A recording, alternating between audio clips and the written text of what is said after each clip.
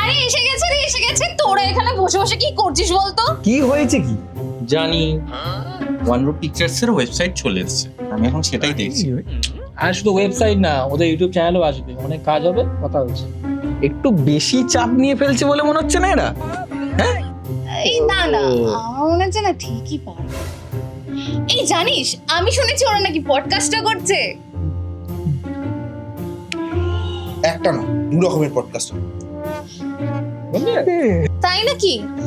এই কি কি বিষয় নিয়ে হবে রে?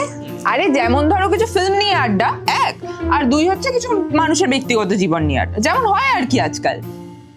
বেশ, তো দেখা যাক তাহলে।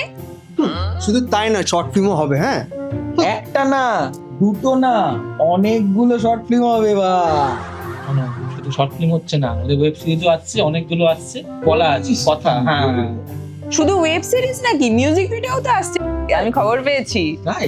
এই বলিস কি রে, জমে গেছে তো। তাই তো দেখছি। তাহলে বোঝাই যাচ্ছে দায়িত্বটা অনেক দূরই নিয়ে ফেলেছে। এখন কতদূর কি করতে পারে না পা করতে পারে সেটাই দেখ।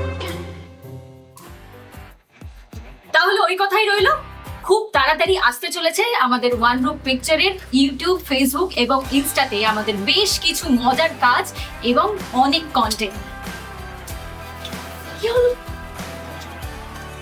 তাহলে দেখার জন্য আপনাদের কিন্তু চোখ রাখতেই হবে ওয়ানরুপ পিকচার্সে। দেখা হচ্ছে কিন্তু এক ছাদের নিচে।